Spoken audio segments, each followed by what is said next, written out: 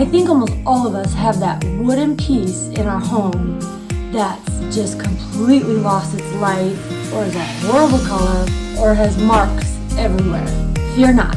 It is shockingly easy to restain a piece without having to strip it. First things first, take 220 or 180 grit sandpaper, sand that baby down. This piece was used so much, I really don't need to sand.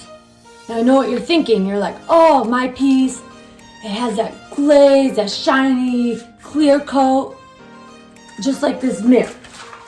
See that? Just means you need to sand a little bit more. Always sand with the grain. You do not want to scratch that wood up because there's no turning back from that. Sand with the grain. After sanding, give it a good clean.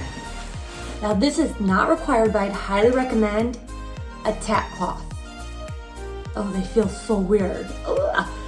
This removes any of that extra dust, debris, small particles before adding on your first coat. Ugh. And very inexpensive. When applying your stain, you can use a chip brush, sponge brush, paintbrush.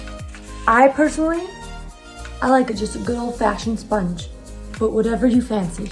Now this is the most important thing when restaining without having to strip. Your stain must be water-based. If you get an oil-based stain, it's not gonna work. Water-based. I have two. I didn't realize it. I bought an interior and an exterior. Read the labels. Oopsie. I think it'll be fine.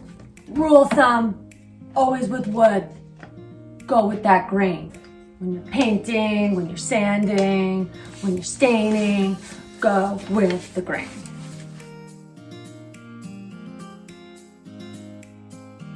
Pop quiz history lesson.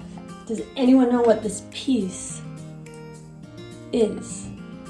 This piece I actually received from my neighbor, and her mother used to do laundry on the sides of it. We've come a long way in the last 100 years. Be grateful of that. Now, if you've ever stained anything in your life, you know it is I ordered a non-toxic, water-based stain. You would never even know that I'm staining. Smells like nothing. It's great. This piece has a lot more detail. On the main parts, I use the sponge, and then for those harder to reach, I'm using the paintbrush. Now the thing with the paintbrush is it starts to clump or drip. You just wipe over where it's clumping. Just do a nice brush over so you don't have a buildup of stain. Some projects require multiple coats, and you just have to let the stain dry in between. That's the other beauty of water-based stain. It dries so fast. I'm adding on that second coat, and you can already tell. Oh, it looks so much richer. Here's a great example of rushing through projects. See the hardware? I did not sand that enough, and therefore the stain is not adhering. Luckily it's a hardware, I can take that off. Patience, don't rush your projects, because then it can take you more time in the end. Tidbit of advice. Once you've reached your desired color, allow the piece to completely dry and add on that top coat for extra protection on your wooden piece.